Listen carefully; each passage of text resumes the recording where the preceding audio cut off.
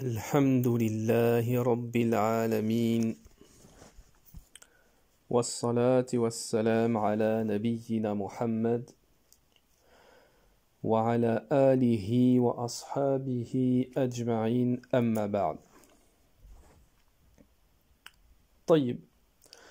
Donc nous reprenons notre cours sur l'explication du livre de l'unicité Kitab al-Tawhid.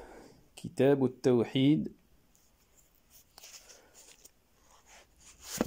L'explication du Cheikh Al-Fawzan Hafidhahullah. Al-Kitab إعانة المستفيد بشرح كتاب التوحيد. Donc tout le monde connaît l'auteur, Cheikh al-Islam Mohammed ibn Abdel Wahhab rahimahullah. Dans le cours précédent, le dernier cours, le cours précédent, nous avions commencé à expliquer le chapitre numéro 23.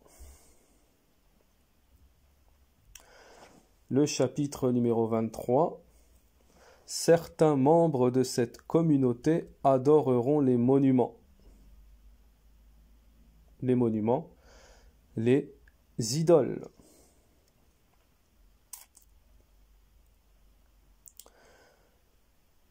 Donc on avait commencé à expliquer les trois versets. Les versets du début de la parole de l'auteur que nous allons citer ici. Nous allons faire, Inch'Allah ta'ala, un petit récapitulatif. Et ensuite, après le récapitulatif, nous reprendrons où nous avons laissé l'explication. Donc, les trois versets que nous avons expliqués dans le cours précédent, Allah ta'ala, le Très-Haut, nous dit « Alam tara ila alladhina utu nasiban min al-kitab yu'minuna bil-jibti wat-taghut » N'as-tu pas vu ceux-là à qui une partie du livre a été donnée, ajoutez foi à la magie, le jibt et au tarout. Et Allah Ta'ala également nous dit قُلْ هَلْ نُنَبِّئُكُمْ بِشَرٍّ مِّن ذَلِكَ مَثُوبَةً عِنْدَ اللَّهِ مَنْ لَعْنَهُ اللَّهُ وَغَضِبَ عَلَيْهِ وَجَعَلَ مِنْهُمْ قِرَادَةً وَالْخَنَازِرَ وَعَبَدَ الطَّاغُوتِ. Dis, puis-je vous informer de ce qu'il y a de pire en fait de rétribution auprès d'Allah, celui qu'Allah a maudit, celui qui a encouru sa colère, et ceux dont il a fait des singes et des porcs, et de même celui qui a adoré le tarout. Le tarout, le shaitan, tout ce qui est adoré en dehors d'Allah, comme on l'a vu dans les cours précédents. Le troisième verset, la parole d'Allah Ta'ala qui nous dit قَالَ الَّذِينَ غَلَبُوا عَلَى أَمْرِهِمْ لَنَتَّخِذَنَّ عَلَيْهِمْ مَسْجِدًا. Mais ceux qui l'emportèrent dans la discussion dirent, élevons sur eux un sanctuaire.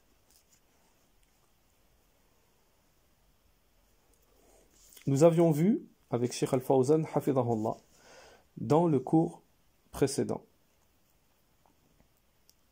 En ce qui concerne le premier verset, plutôt on va commencer concernant le titre. On avait vu que concernant le titre, pourquoi l'auteur Cheikh Mohammed ibn Abdel Wahhab rahimahullah a intitulé ce chapitre, certains membres de ma communauté adoreront les monuments, les idoles. Cheikh Al-Fawzan nous dit, l'auteur a intitulé ce chapitre de cette manière, en réplique à ceux qui prétendent qu'il n'y aura pas et qu'il n'y a pas de polythéisme dans cette communauté. À savoir qu'il y a des gens qui prétendent cela. Les musulmans, ils font pas de shirk. Donc on avait vu avec Cheikh Al-Fawzan que parmi les gens qui prétendaient cela, les adorateurs des tombes qui disent ce que nous faisons ce n'est pas du polythéisme, alors qu'ils sont tombés dans le shirk et dans le polythéisme, ou également ceux qui prennent comme intermédiaire les habitants des tombes, les morts, les vertueux, ou alors qui prennent en amour les vertueux, qui les adorent, etc. Tout ce qui ressemble à cela.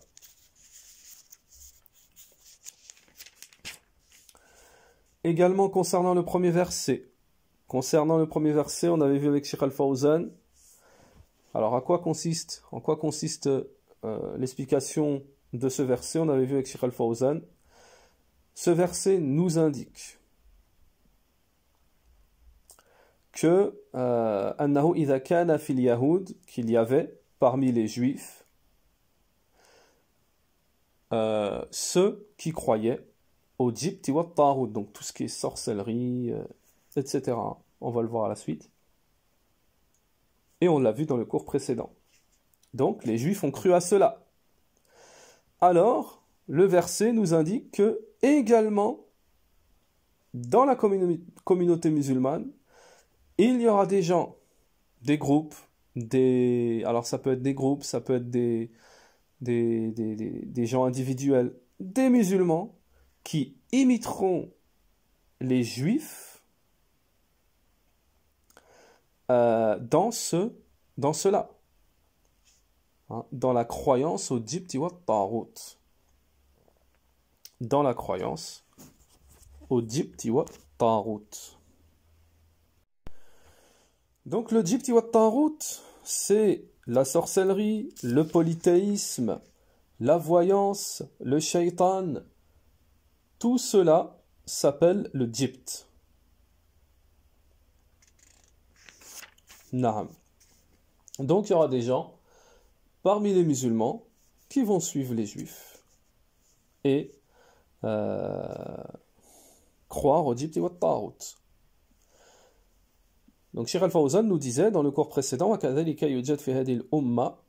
donc également, hein, regardez cette faïda qu'on avait vue précédemment, Cheikh Al-Fawzan nous dit, il y aura dans cette communauté également des gens qui élèveront, c'est-à-dire qui feront des éloges aux mécréants et qui rabaisseront les musulmans, comme c'est le cas des juifs. Parce qu'on a vu dans les versets précédents, on a vu que lorsqu'ils ont dit aux musulmans, en parlant de ceux qui adoraient le jibti wa tarout, qu'ils leur ont dit, ceux-là sont mieux guidés que ceux en qui vous croyez et que vous suivez. Donc, Cheikh Al-Fawzan nous dit, il y aura des gens qui feront des éloges aux États mécréants, et aux États qui ne croient pas, aux États qui sont athées.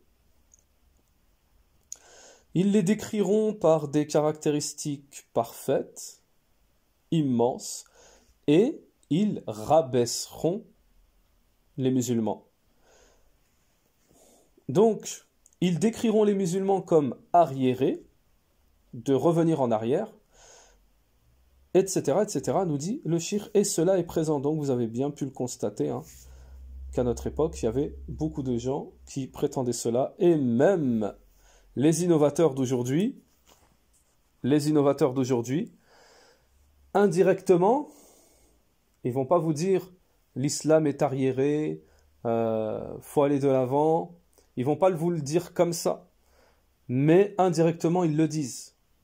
Il y a un groupe qui suivent les textes à la lettre, qui prennent une explication qui est ancienne et qui est basée sur un contexte ancien. C'est la même chose. Ils prétendent que les salafs sont arriérés. Ahlul bid'a, na'am, les gens de l'innovation, comme les frères musulmans, hein, par exemple, qui veulent renouveler la religion. Na'am. Cheikh Al-Fawzan nous disait, hein, donc dans le cours précédent, on expliquait فَدَلَّ عَلَى أَنَّ هَذِهِ الْأُمَّةَ يَقَعَ فِيهَا مَا وَقَعَ فِي الْيَهُودِ مِنَ الْإِيمَانِ وَالْجِبْتِ وَالطَّاغُوتِ وَمِنَ الشِّرْكِ بِاللَّهِ. Donc ça, on l'a dit. Cela, les versets, hein, qu'on a lus précédemment, et plus particulièrement le premier, nous indiquent qu'il y aura dans cette communauté, la communauté musulmane, des gens qui tomberont dans ce quoi sont tombés les Yahoud, les Juifs, en croyant au jibti wa tarout. Donc imaginez-vous, hein, il y a des musulmans qui croient des gens de la communauté hein, qui croient à la sorcellerie, qui croient au polythéisme, qui croient au shaitan.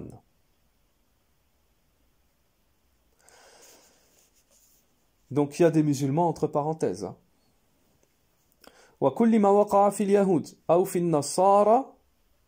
Donc tout ce qui s'est produit chez les juifs et les chrétiens se produira dans cette communauté. Le cheikh nous dit que ce soit à titre individuel ou à titre de groupe. On avait vu également dans le cours précédent, toujours concernant les versets, on avait vu أنه كان في أول الخليفة من يبني المساجد على القبور فلا بد أن يكون في هذه الأمة. Donc, par rapport au verset également mentionné par l'auteur ici, Cheikh Al-Fawzan, il nous dit que par rapport à ce verset, comme au tout début il y a des gens qui ont construit des mosquées sur les tombes, alors également dans cette communauté, il y aura des gens qui construiront sur les tombes, qui construiront des masajid, lieux de prière, lieux de culte, en les imitant qui? Les juifs et les chrétiens. Et regardez le prophète, plutôt Allah Ta'ala, déjà il nous disait ça, alors il y a 1400 ans et aujourd'hui on est en plein dedans. Hein, les soufis qui construisent des tombes, qui construisent des masjids sur les tombes. Et Cheikh Al-Fawzan, hein, il nous confirme en nous disant, et cela s'est produit. On trouve cela aujourd'hui, des gens qui construisent des lieux de culte sur les tombes. Cela nous indique que le polythéisme aura lieu dans cette communauté, comme il a eu lieu dans les communautés antérieures, par imitation. Ensuite, dans le cours précédent, toujours dans le récapitulatif du chapitre 23, nous avons le hadith, donc Cheikh Al-Fawzan nous a expliqué le hadith d'Abu Saïd. Abu Saïd, radiallahu anhu, rapporte que le prophète a dit « Vous suivrez certes à la trace les voies de ceux qui vous ont précédés, au point où même s'ils s'introduisent dans le trou d'un lézard, vous ferez de même. » Les compagnons demandèrent au prophète d'Allah, sont-ce les juifs et les chrétiens à qui tu as fait allusion? Le prophète répondit, à qui d'autre? Rapporté par Al-Bukhari ou Muslim. La tattabi'ana salan man kana qablikum. Et vous suivrez, certes, les traces de ceux qui vous ont, pas à pas, de ceux qui vous ont précédés. Cheikh Al-Fawzan nous a expliqué, on a expliqué dans le cours précédent avec Cheikh Al-Fawzan que ce hadith est clair. Il est clair. Il y aura dans cette communauté des gens qui imiteront les juifs et les chrétiens. Dans tout, nous dit Cheikh Al-Fawzan, fi kulli shay. Fi kulli shay. Wal yahudi wal nasara ya'maluna ash-shirk. Les juifs et les chrétiens pratiquent le polythéisme. Alors, il y aura dans cette communauté des musulmans des gens qui pratiqueront le polythéisme comme eux, exactement comme eux. Ça, c'est ce que nous explique Cheikh Al-Fawzan. Donc ici, petit résumé, conclusion de ce hadith qu'on avait vu dans le cours précédent. Cheikh Al-Fawzan nous dit, concernant ce hadith également, oui, les juifs et les chrétiens ont construit ils ont édifié sur les tombes. Alors, on trouve dans cette communauté des gens qui édifient des lieux de culte sur les tombes en les imitant. Les chrétiens célèbrent la fête de la naissance du Messie, de Isa, alayhi salam. On trouve dans cette communauté des gens qui fêtent la fête de la naissance de Mohammed, en imitant, par imitation, aux chrétiens. Alors, j'ai pas besoin de vous faire un tafsil sur ça, tout le monde connaît ça. Les soufis, les frères musulmans et toute autre secte qui fête l'anniversaire du prophète Al-Mouloud al-Nabawi. Et on voit bien ici que ça, c'est une imitation aux associateurs. Également, Cheikh Al-Fawzan nous expliquait concernant ce hadith, donc là, le Cheikh nous donne des formes, plusieurs formes, des exemples de formes différentes de l'une à l'autre pour montrer que, parce qu'il nous a dit, le Cheikh, que une partie de ma communauté suivra les juifs et les chrétiens dans tout, l'habillement, la façon de se comporter, le comportement, les adorations, tout. Donc ici, il nous a donné un exemple dans l'imitation, dans l'adoration, l'anniversaire, hein.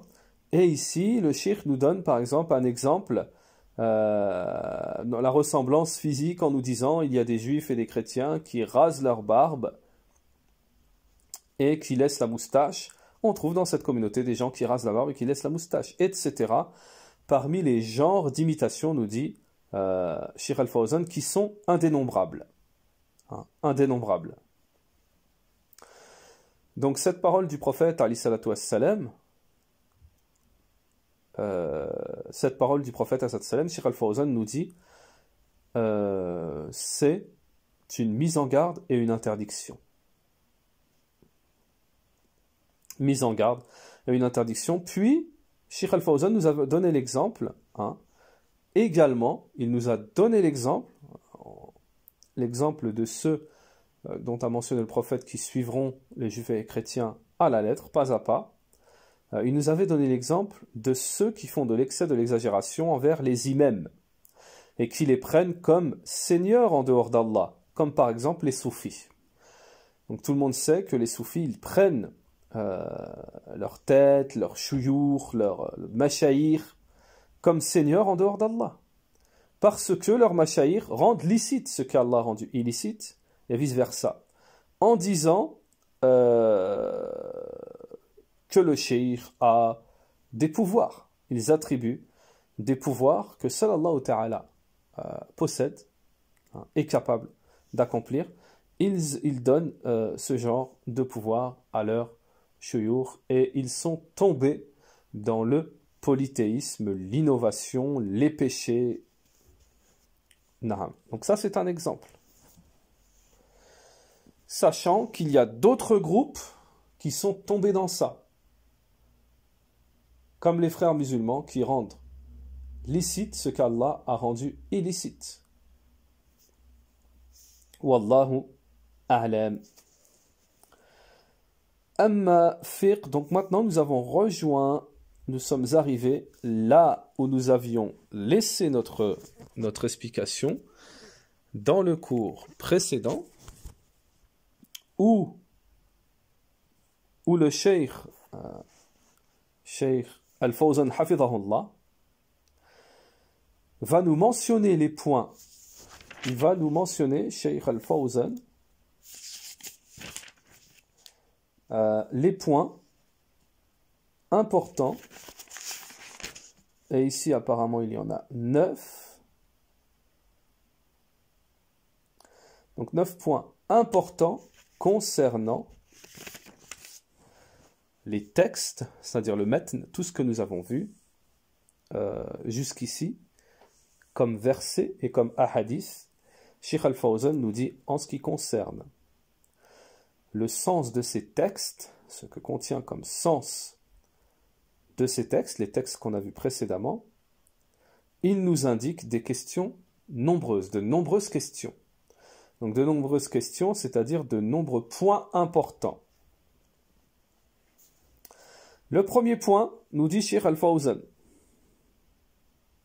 dans le premier verset, il y a la preuve que les juifs et les chrétiens croient au jibti wa ta'out. Que les juifs et les chrétiens, donc on a déjà expliqué jibti wa ta'out, qu'ils croient, donc c'est la preuve, hein, qu'ils croient au polythéisme, à la sorcellerie, à la voyance, au shaytan. Et ici justement, Cheikh Al-Fawzan nous détaille shirk, sihr, kihana, tiyara, donc la mauvaise augure, hein. Tanjim, tanjim, que ce soit l'astrologie, naham, ce genre de choses, c'est-à-dire revenir aux astres, wal-hukmu bighayri ma anzal Allah, également parmi le tarot, comme vous le savez, le fait de juger par autre que ce qu'Allah a fait descendre, hein, il croit à ça. Cheikh Al-Fawzan nous dit, ce verset, donc le premier verset, nous indique que dans cette communauté, eh ben, il y aura des gens qui croiront au Djibt et au Tarot, par imitation des juifs et des chrétiens, des mécréants. Donc ça c'est important, puisque, comme on l'a vu au début, il y a des associateurs, des kuffars, qui prétendent, hein, donc ça c'est une ambiguïté, hein, si on ne connaît pas on peut tomber dedans, qui prétendent non, dans la communauté musulmane il n'y aura jamais de polythéisme. Donc ici, l'auteur apporte les preuves que cela est faux. Deuxième point important, nous dit Cheikh Al-Fawzan, dans le verset, il y a la preuve dans Fil Ayat, donc le verset précédent hein, qu'on a mentionné. Alors regardez parce que ça c'est très important, cette faïda que nous apporte Cheikh Al-Fawzan. Il nous dit, dans le verset, donc en l'occurrence le premier verset, dans le verset, il y a la preuve que la conformité, donc leur hein, conformité, le fait qu'ils se conforment en apparence au Djibt et au Tarot, cela a été nommé Iman. Le fait qu'ils se soient conformés en apparence, cela a été nommé la foi, qu'ils ont la foi. En cela, juste le fait qu'ils se sont conformés au Djibt et au Tarot en apparence. Même s'ils ne s'y sont pas conformés intérieurement, nous dit Cheikh Al-Fawzan. S'ils se sont conformés au Djibt et au Tarot en apparence, ça s'appelle, on nomme cela la foi au Djibt et au Tarot. Même si intérieurement ils ne s'y sont pas conformés. C'est ce que nous dit Cheikh Al-Fawzan. لأن اليهود لما قالوا كفار قرائش أنتم أهدى من الذين آمنوا سبيلا. Regardez, parce que les Juifs, lorsqu'ils ont dit aux mécréants Qoraïch, on a vu dans le cours précédent, lorsque les Juifs ont dit aux mécréants de Qoraïch, de la tribu du prophète, les associateurs, les Juifs sont venus et leur ont dit, mais vous, les associateurs, vous êtes plus guidés que ceux qui croient au prophète.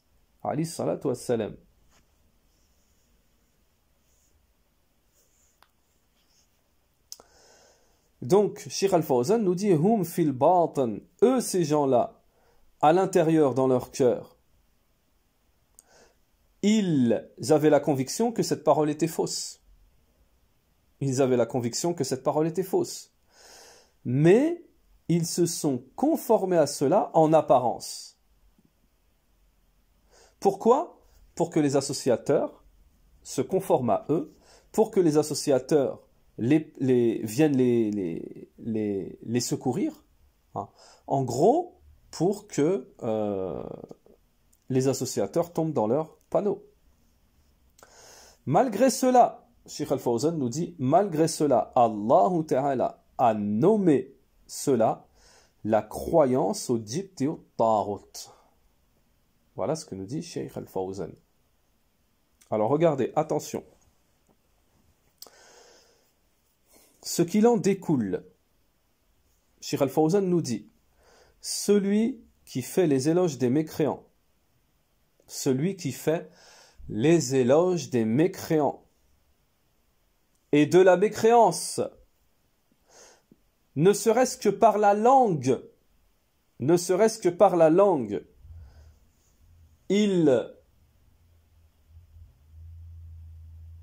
il vante donc les mérites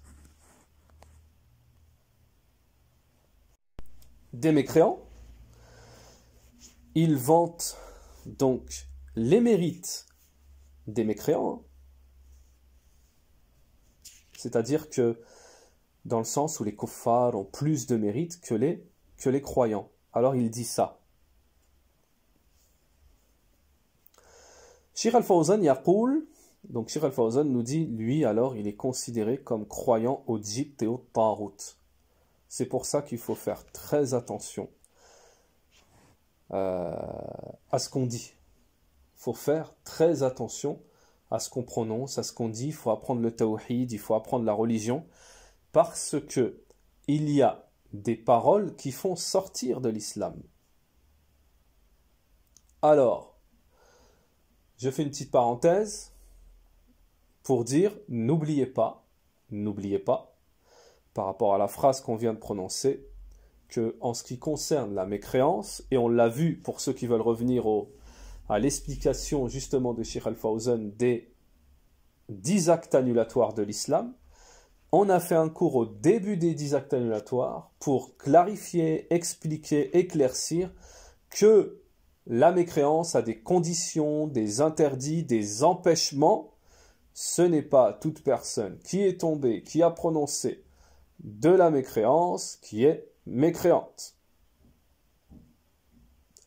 Donc, après cet éclaircissement, Cheikh Al-Fawzan nous dit, alors attention, celui qui fait les éloges des mécréants en rabaissant les musulmans, en prétendant que les mécréants sont mieux que les croyants, alors il sera considéré comme croyant au Jibt et au Tarout, même si son cœur n'est pas en conformité avec cela.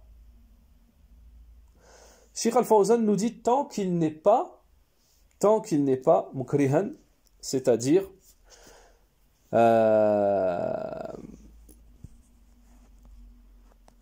mukrihan, c'est-à-dire tant qu'il n'est pas dans la contrainte, c'est-à-dire torturé ou contraint, forcé à cela. Puis Cheikh Al-Fawzan nous dit dans ce deuxième point toujours, il y a ici la réplique au Murji'a de l'époque, du temps présent. Ceux qui disent, donc les Murji'a qui disent, celui qui a parlé, prononcé une parole de mécréance n'a pas mécru, même si il a la conviction, la croyance dans son cœur de l'authenticité de ce qu'il dit. Même s'il a la croyance dans son cœur à l'authenticité de ce qu'il dit, les Murji'a disent il n'a pas mécru. Donc Cheikh Al-Fawzan, en parlant de l'auteur, il nous dit l'auteur a été immensément précis. L'auteur a été immensément précis.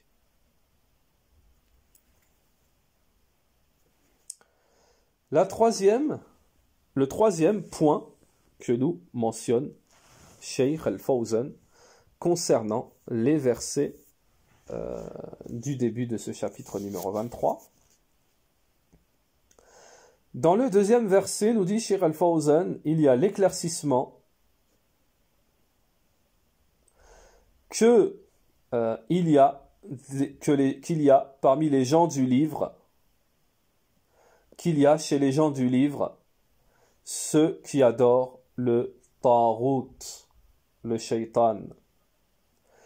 Également, en ce qui concerne le Tarout, revenir au cours où on a parlé du Tarout, le Tarout qui englobe plusieurs catégories, naham. Mais le terme dans le sens général, c'est le Shaitan. Comme l'a dit un de nos grands imams, il me semble que c'était l'imam Malik, rahimahullah. Donc, il y a parmi les gens, troisième point, il y a parmi les gens du livre qui adorent le Tarout, dans le sens où ils invoquent autre qu'Allah, ils sacrifient pour autre qu'Allah, ils font des vœux pour autre qu'Allah, et il y aura dans cette communauté musulmane ceux qui les imiteront et adoreront le Tarout en les imitant. Cheikh Al-Fawzan nous dit, il y a donc ici la réplique à ceux qui prétendent qu'il n'y aura pas de polythéisme dans cette communauté, la communauté musulmane. Parce que le hadith que nous avons vu précédemment nous indique qu'il y aura des gens qui imiteront les juifs et les chrétiens dans l'adoration du Tarout,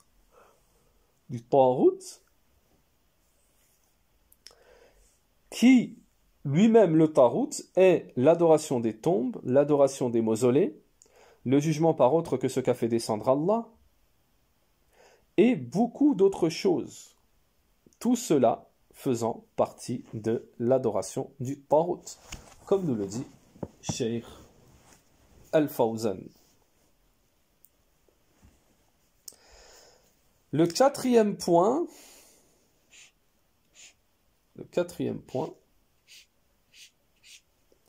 المسألة الرابعة في الآية الثانية. Dans le deuxième verset,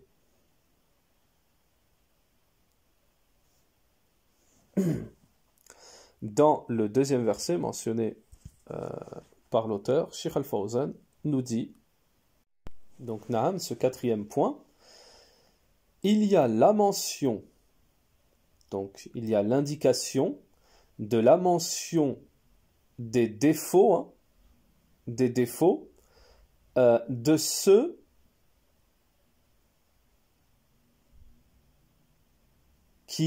sur qui va retomber, il y aura la réplique d'Allah Ta'ala sur eux, c'est-à-dire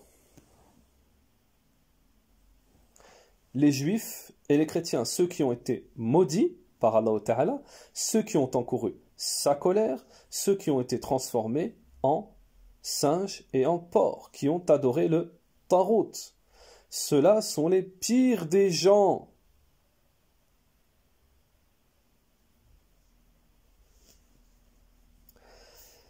Ça, c'est le quatrième point. Donc, le verset dit « Puis-je vous informer de ce qu'il y a de pire en fait de rétribution auprès d'Allah. Celui qu'Allah a maudit, celui qui a encouru sa colère, et ceux dont il a fait des singes et des porcs, et de même celui qui a adoré le Tarout. » Donc dans ce deuxième verset, il y a la mention de la rétribution et la mention de leurs défauts à ces gens-là. Cinquième point mentionné par Cheikh Al-Fawzan.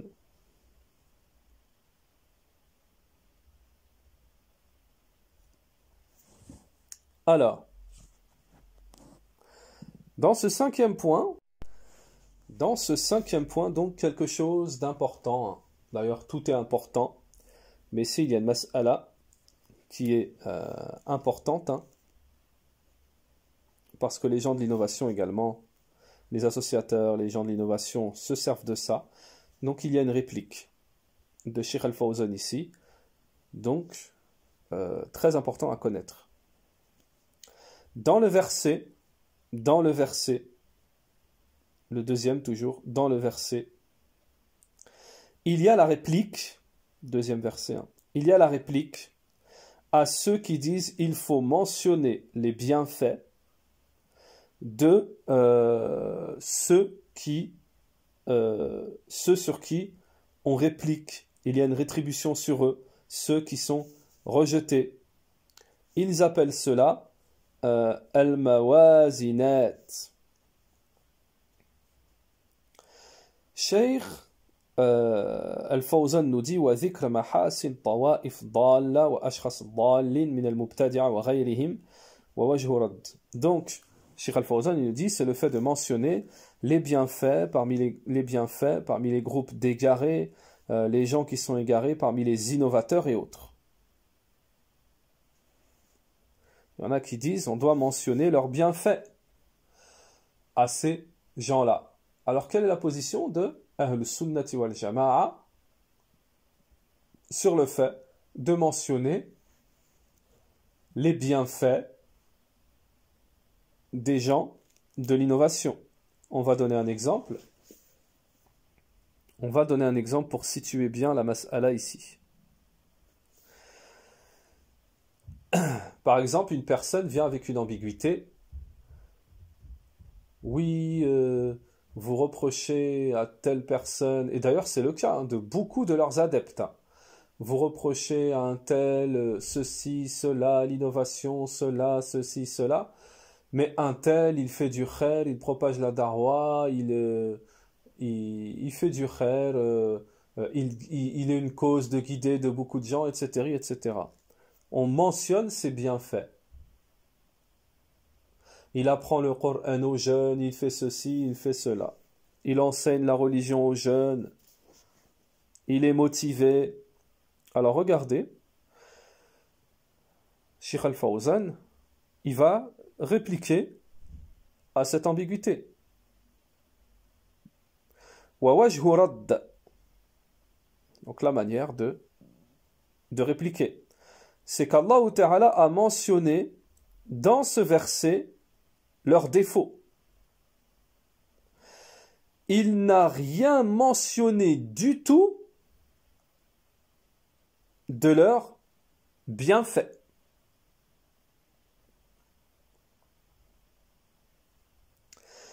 Il y a donc c'est l'argumentation par rapport à ce verset, mais ça ne s'arrête pas là. L'argumentation et la réplique à cette ambiguïté, il y a un plus gros détail sur ça. Mais ici, Cheikh Al-Fawzan, il nous parle du verset en question. L'argumentation par rapport à notre verset ici. C'est que regardez déjà une preuve ici, Allah Ta'ala, il n'a pas parlé de leurs bienfaits, de ce qu'ils ont fait de bien ou quoi que ce soit. Il a mentionné que leur égarement, leur mal. Fafil ayat raddun sarih. Il y a donc dans le verset une réplique claire à ceux qui disent de nous taire. Donc Cheikh Al-Fawzan nous dit ceux qui veulent nous faire taire sur les gens de l'innovation et les gens qui ont dévié en mentionnant leurs bienfaits. Naham.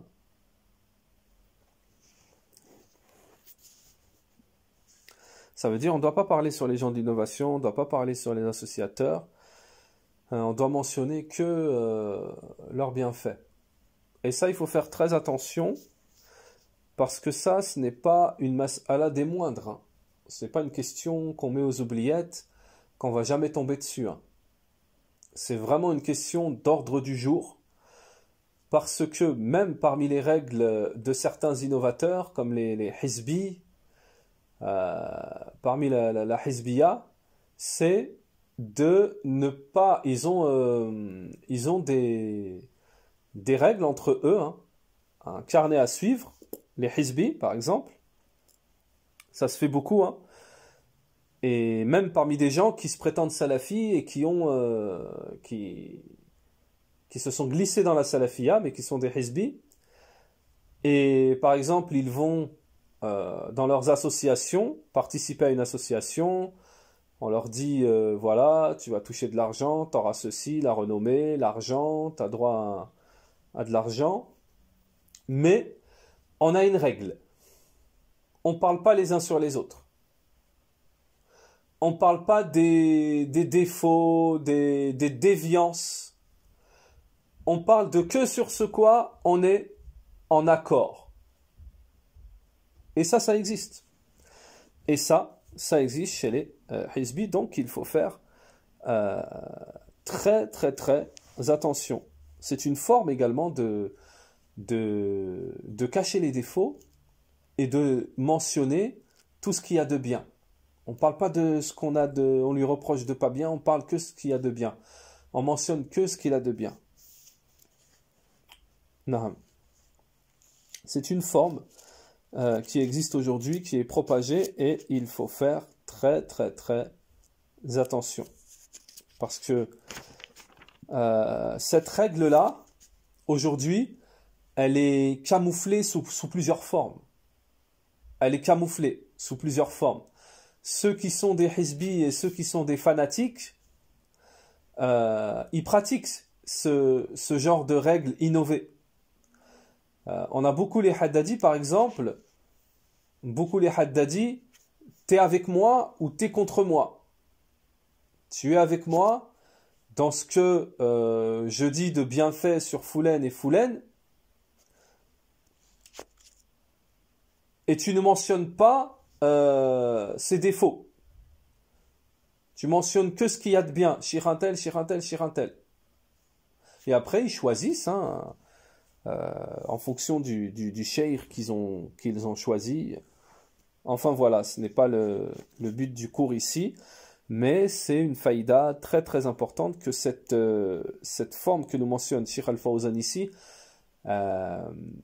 les gens du commun ou même les frères qui ne sont pas des étudiants, ils peuvent passer à côté, des fois ne pas voir réellement qu'ils sont en plein dedans, ne pas faire attention alors qu'ils sont en plein dans cette ambiguïté-là. Mais eux, ils ne voient pas, parce que c'est beaucoup camouflé, c'est beaucoup... aujourd'hui, attention, hein, c'est enjolivé, c'est embelli, et on n'y voit rien. Et surtout, attention aux frères musulmans. Surtout, attention aux frères musulmans, ils ont beaucoup de trucs comme ça, ils ont beaucoup de règles innovées, Si vous voulez, on peut donner un exemple. Hein. Si vous voulez, on peut donner un exemple. Il y a un parmi les innovateurs des frères musulmans, c'est à titre d'exemple, hein, qui se nomme Ismaël Mounir, qui a fait une vidéo, une intervention avec un rabbin. Avec un rabbin. Et pour ceux qui ne croient pas à cela, donc moi je n'incite pas à aller voir les vidéos de cet innovateur, mais vous pouvez juste regarder les titres des vidéos et vous verrez Beurre FM rencontre avec un rabbin. Vous constaterez que dans cette interview avec un rabbin, il ne mentionne que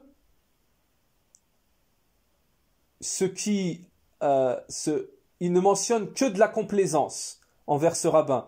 Oui, nous nous rejoignons dans beaucoup de choses, dans le monothéisme, dans la religion, on a beaucoup de points communs. Il ne cite que des bienfaits. Des bienfaits entre parenthèses. Hein, entre parenthèses. Mais il ne va jamais citer qu'ils n'ont pas reconnu le prophète Mohammed, qu'ils sont des mécréants, qu'Allah les a maudits, qu'ils ont trahi les textes, etc., etc. Donc vous voyez la forme.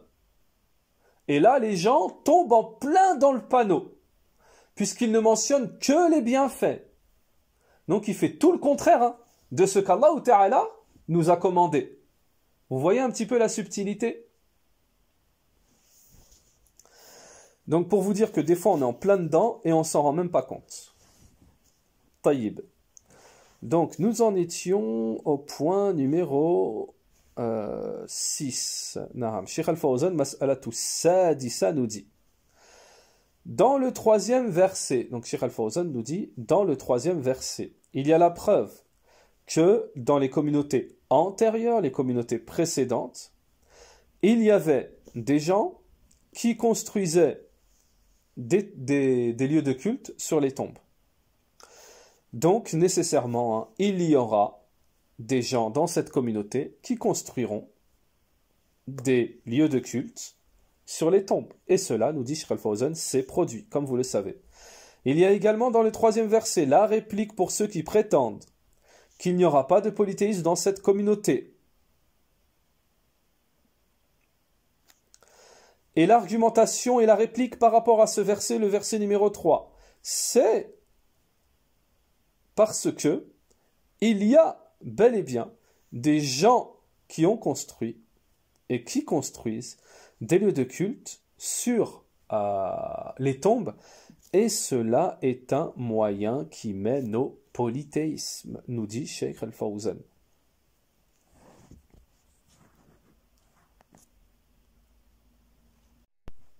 Alors, je voudrais juste revenir sur une petite parenthèse parce que c'est très important et puis en ce moment on est en plein dedans.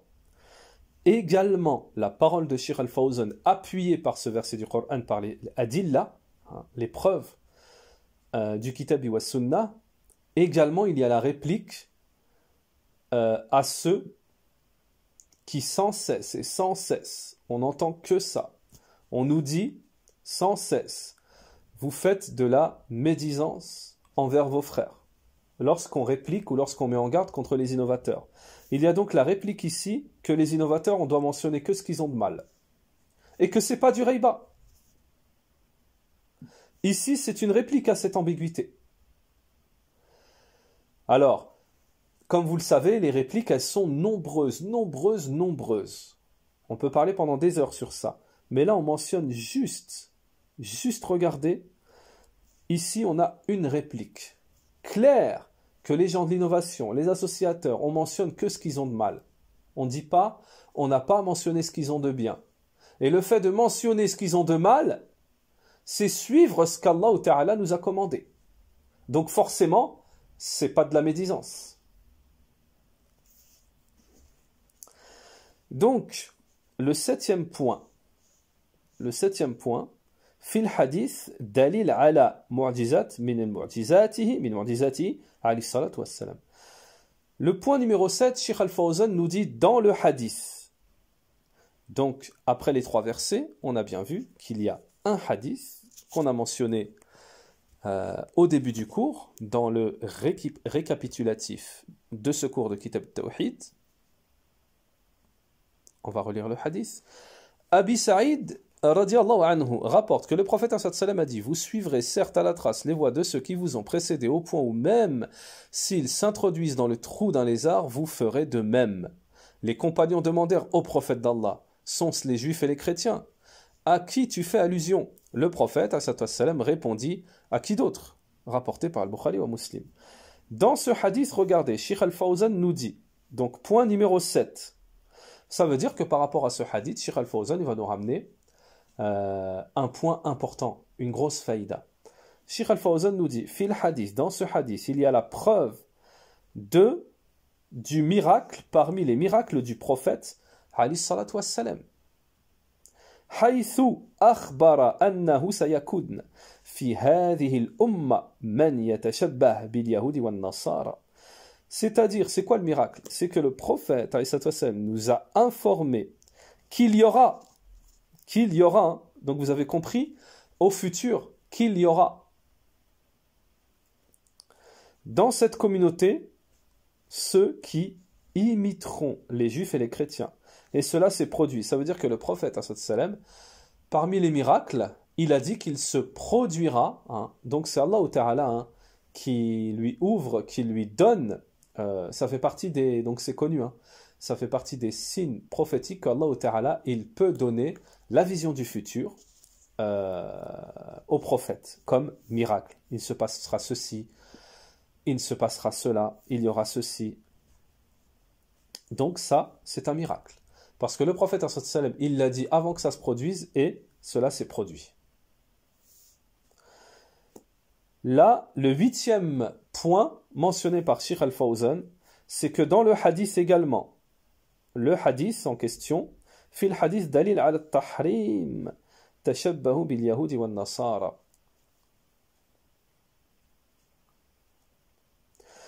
Donc le 8e point, c'est que dans le hadith, il y a l'indication, la preuve de l'interdiction d'imiter les juifs et les chrétiens. C'est interdit d'imiter les juifs et les chrétiens. لأن الحديث خبر معناه النهي والإنكار على من فعل ذلك. Parce que dans le hadith, il y a l'information dans le sens, l'interdiction et comme le désaveu, hein, le blâme de celui ou ceux qui font cela, c'est-à-dire imiter les juifs et les chrétiens. Alors n'oubliez pas, et on l'a vu précédemment bien en détail avec Cheikh Al-Fawzan, n'oubliez pas, l'imitation des juifs et les chrétiens, c'est vaste.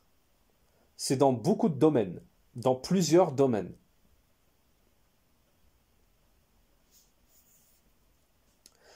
Alors il y a également la réplique à ceux qui nous disent que l'habillement, l'habillement légiféré, l'habillement du musulman, c'est secondaire. C'est secondaire. Il y a une réplique ici. On ne doit pas imiter les juifs et les chrétiens, même dans l'habillement. Le musulman, il doit ressembler à un musulman. Le musulman, en apparence, il ne doit pas imiter les juifs et les chrétiens, donc entre autres, ne pas raser sa barbe, ne pas tailler sa barbe.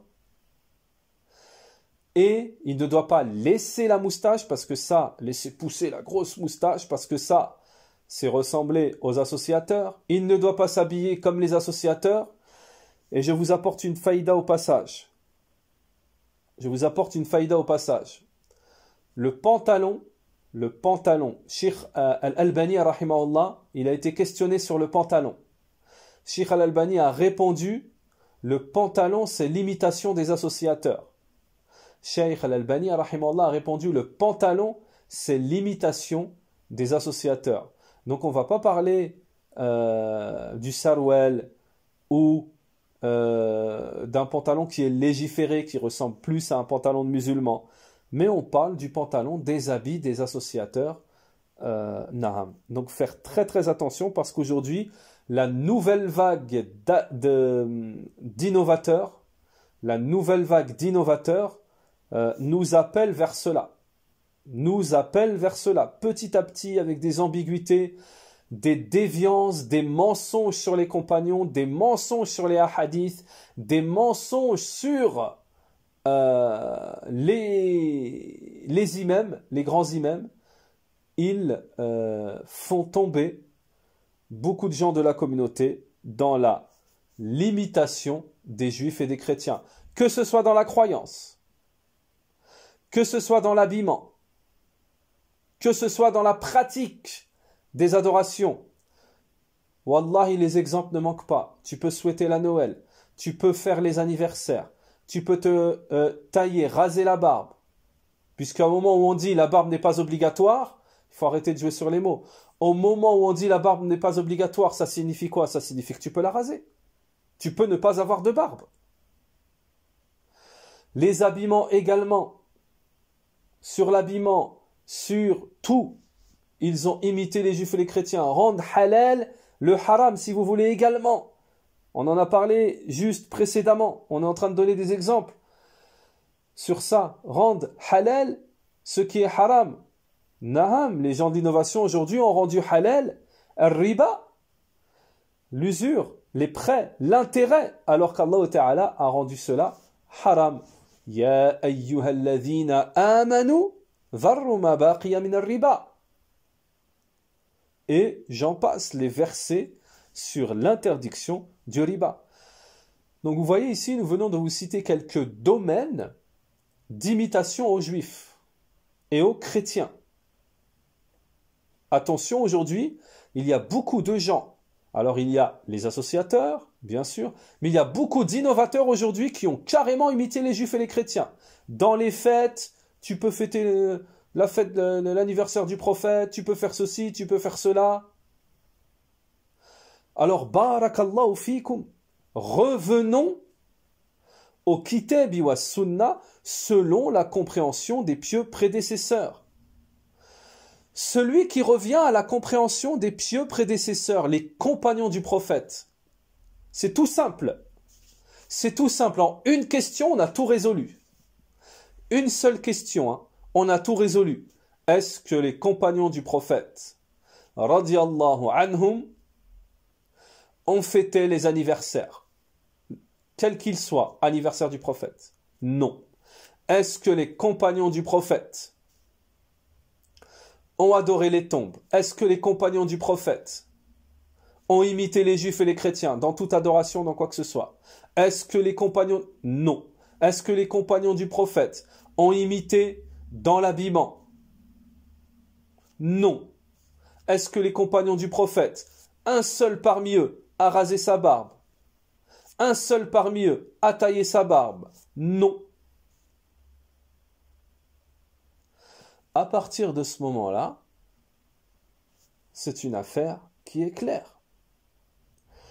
C'est pour ça qu'il faut faire extrêmement attention aujourd'hui aux gens qui nous appellent à suivre les juifs et les chrétiens. Aujourd'hui, il y a des innovateurs qui nous appellent, attention, on est en plein dedans, à suivre les juifs et les chrétiens. À partir du moment où on rend halal ce qui est haram, on rend haram ce qui est halal, on change la religion, on a imité les juifs et les chrétiens. Ils ont suivi leurs rabbins et leurs moines. Vous suivez vos imams. Dans ce qu'Allah Ta'ala, dans le fait qu'ils changent, ce qu'Allah Ta'ala a rendu licite et illicite et vice-versa. Donc attention.